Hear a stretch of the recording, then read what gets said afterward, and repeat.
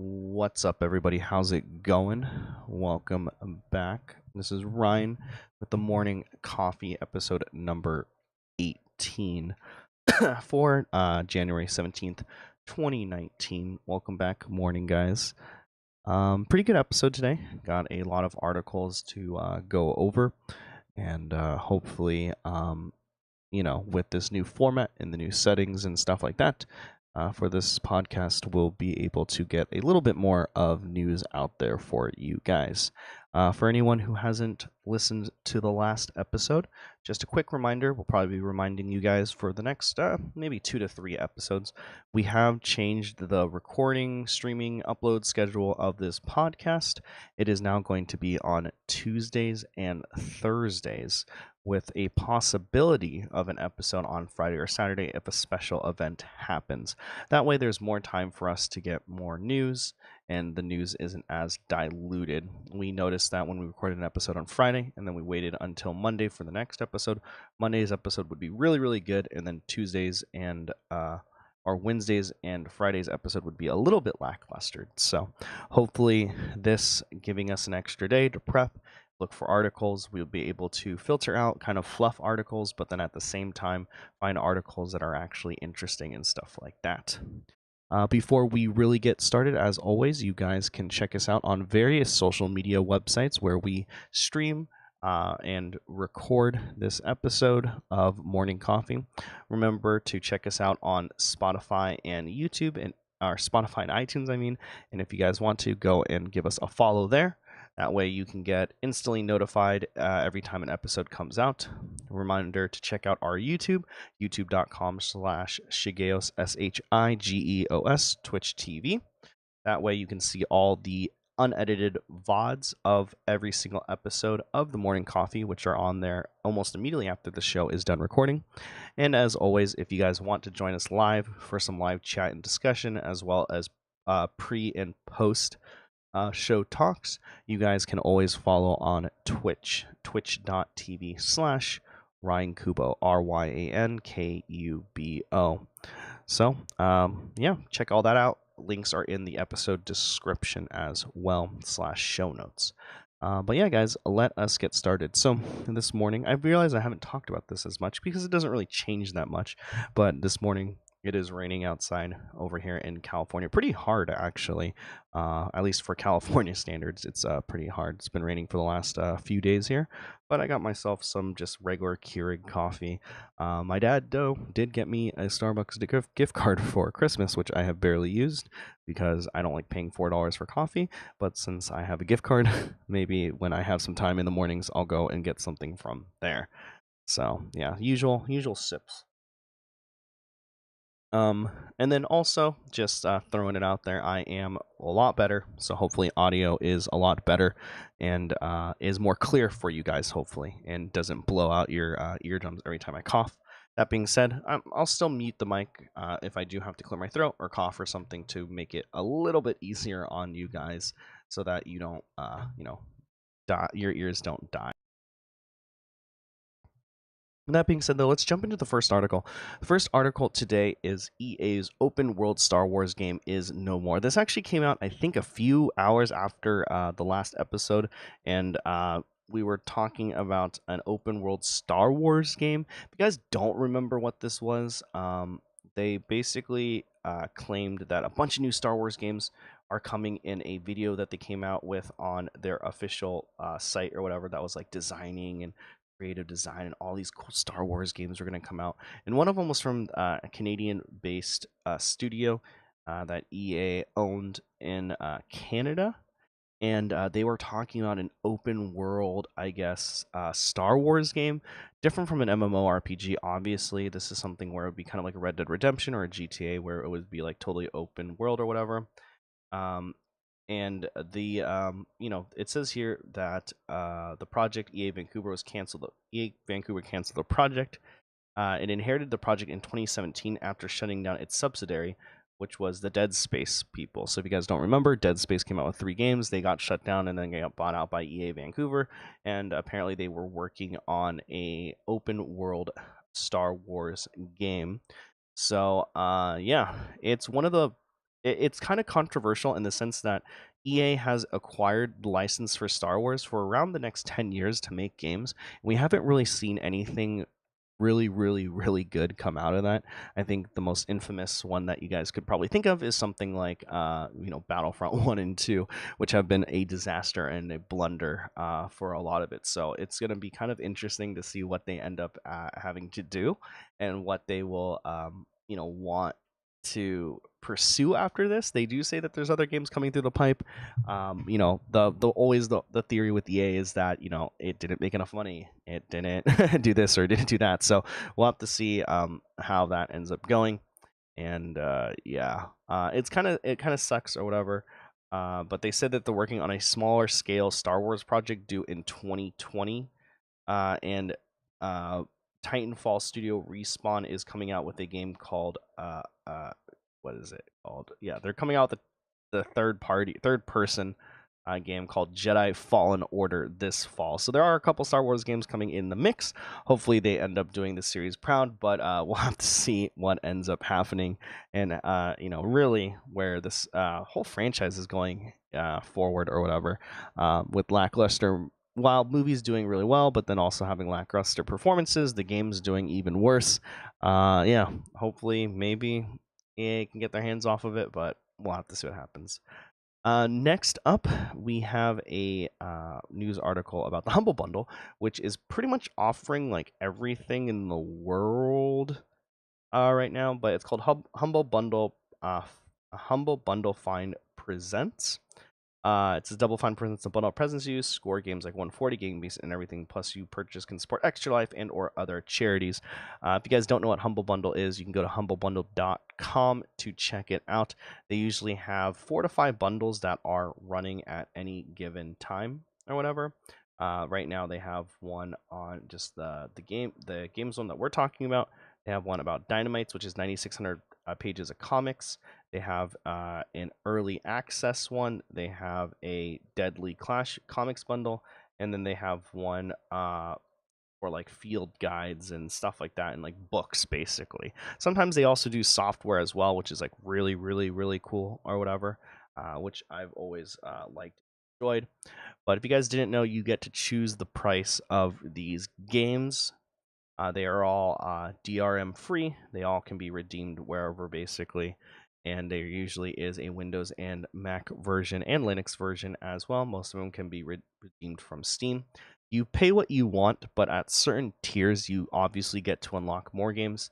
And sometimes more games come out as you go along with the bundle or whatever. So there's about 12 days left. So if you were to pay at least $1, I think that is the minimum, you would get the games Mountain 140 and Thoth, Thoth. Sorry if I'm pronouncing that wrong. If you pay more than the average though of $734, you will get all 3 of those games plus Canog and Escapegoat. And if you pay $10 or more, you get Gang Beasts and a game called Everything, as well as the 5 other games. So for $10, you will get 7 games plus you will get all the soundtracks for all those games as well. The charity it is supporting is Extra Life as well as Water. You can decide how you want to split up that money. You can say you want to give it all to this charity, all to that charity, split 50-50, 60-40, whatever you guys want to do. So they're pretty cool. If you guys want, go check out the show notes in the episode description to find Humble Bundle and all that good stuff. But at the same time, you can just go to humblebundle.com.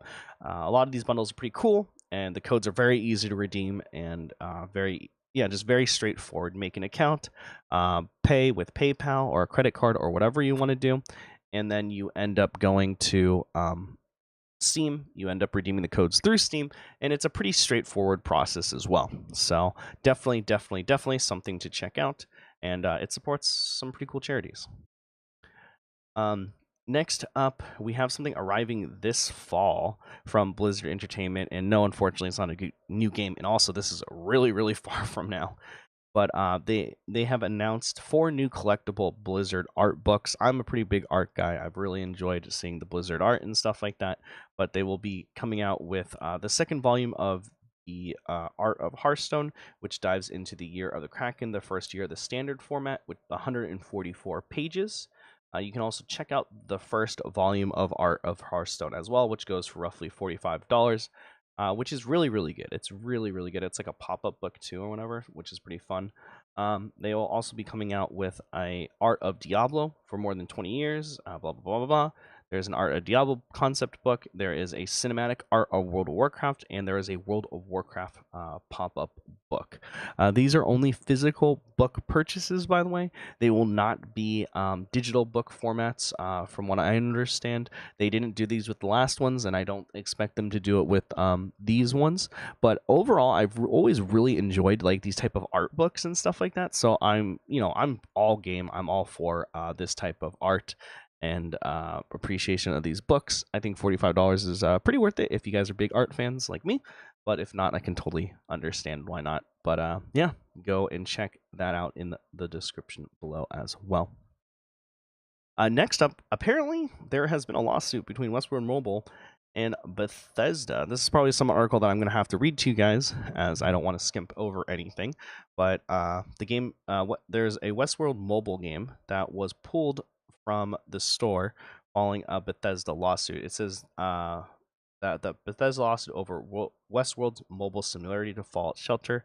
It's not looking good for the Android theme park. Contingent Behavior and WB have pulled Westworld Mobile from app stores and disabled in-app purchases for the management of the game. You can still play it, but it will shut down altogether on April 16th.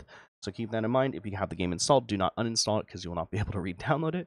As well as even if you do install it, you will not be able to make purchases anymore. The two sides had previously claimed there was an amicable end to the lawsuit. On the surface, though, it appears that Bethesda ultimately held all the cards in this situation. Behavior wasn't just another developer hopping on a popular trend, as you often see in the mobile game world. It built Fallout Shelter, and Bethesda accused it of simply recycling materials to develop Westworld. So if you guys didn't know, there is a Westworld mobile game, which honestly, from the images, does look a lot like Fallout Shelter, but the company who ended up making it was called I just said it. Let's see. Behavior. I don't know why they didn't highlight that, but Behavior ended up making the Fallout Shelter game as well and selling those rights and giving those rights to Bethesda. And they ended up making a tie-in game with apparently Westworld, which is a popular HBO series. If you haven't seen it, highly recommend it. And they, pretty much made a clone or copy of Fallout Shelter, and it looks almost like Fallout Shelter, to be honest. And it says whether or not the claims are true, Behavior faced an uphill and potentially costly legal battle to defend its title. So they tweeted out on January 15th, "We hope you have enjoyed playing Westworld. We are sorry to tell you the park is entering a new phase and will no longer be taking applications or for new employees. The game will be removed from the App Store and Google Play on January 15th and officially close on April 16th, 2019. As of today, you will no longer be able to make in-game purchases. If you have any in-game currency, remember to use it before the game goes offline on April 16th. We are sorry to see the Westworld mobile game go and had an incredible time creating content and events for players to enjoy. We deeply appreciate it. We are thankful for all who have supported Westworld and that the remaining time with the game will be entertaining." So they officially tweeted this out on their Twitter, twitter.com/Westworld Mobile or whatever. And a lot of people are just kind of upset that the game is actually going away, but it does look like because of legal battles and stuff like that, that is the reason why it is going away. Kind of sucks, but it's kind of interesting, just with more copyright strike stuff coming up more and more and more. It is one of those things. They are not going to be offering refunds, by the way, or anything like that. So hopefully you guys didn't spend too much money on this game. But yeah, it is kind of an interesting take, and they probably don't have enough money to sue Bethesda, but it's up in the air really, if they are able to, if this is really something where they could get sued over or lose like rights to, or that type of stuff. But it is kind of interesting, I guess you could say. Next up is an article from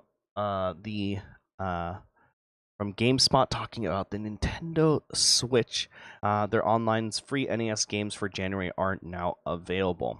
If you guys didn't know, and I don't really know how I feel about this, I believe that this was talked about before, But if you guys didn't know, they have been slowly, very slowly porting games to the Nintendo Switch from the NES, Nintendo Entertainment System library. Now the thing is that you cannot just buy these games independently off of the Virtual Console store, because there is no Virtual Console store. But what you end up doing is you end up paying for a subscription to their online services. Their online services is something like Xbox Live or PSN, right? But instead, it's pretty cheap, to be honest. Subscriptions are $4 for a month, $12 for 3 months, and $20 for 1 year, which is actually very affordable considering that PSN and Xbox is, I believe, 60 a year. But in addition, you gain access to a Nintendo NES library, and subscribers are able to play Switch games online with others, as well as back up their save data. So basically, this is something that had already existed for a long time, and Nintendo has just finally pushed it to being a paid model. Unfortunately, I will say before we really get into the games and what everything else is released, I have utilized a free trial of the Nintendo Switch Online. It is not worth it, guys. I would not get it unless you really want to get those cloud backups just in case, or you really want to play with your friends online on your Nintendo Switch, which I have never really done. Played Nintendo games online. Most of them have just been couch co-op with other friends. I will say this, though, which is kind of unfortunate with the whole thing, is it doesn't have in-game mic on the console itself, and there's no way to hook up a headset. So the way that you actually talk to your friends is you have to have an iPhone or an Android, and you download the apps, and then you talk to them through there. Also, the netcode is pretty bad still. So even when we did try it for the 7-day free trial, people came in grainy and stuff like that. It just was not worth it, in my opinion. Now, is it worth it for $20 a year to get these NES games? Maybe. We'll have to see. The free games for January, though, are Zelda 2 Adventure of Link and Blaster Master or whatever. You can also see, let's see here. It also launched with games like Super Mario Bros., Legend of Zelda, Dr. Mario, Ice Climbers, Metroid, and Donkey Kong. I'm not a big nostalgia fan personally, so for me, it's very hard for me to justify, paying even $20 a year to get these kind of games when I'm probably not going to play them. Also, just FYI, I do not know how they really work. I don't know if you have to download them or whatever, but yeah. Also, just a side note, you can also download and or buy physical wireless NES controllers for your Switch, which are sold in a pair of 2 for $60. So remember, Nintendo consoles are cheap. Their accessories, not so much. But if you guys have a Nintendo Switch Online subscription, just keep in mind that Zelda 2 and Blaster Master have been added. If you are on the Japanese store for whatever reason or have switched to region to Japan, you can also get Joy Mech Fight, which was never released apparently outside of your country, outside of Japan. So pretty cool. Go check it out. Yeah. Second to last article of the day. This is actually a very quick one, but Sea of Thieves has gained popularity on Twitch from people like Summit1G, etc., playing the game. Sea of Thieves has decided to update their whole game, but you have to reinstall the entire game.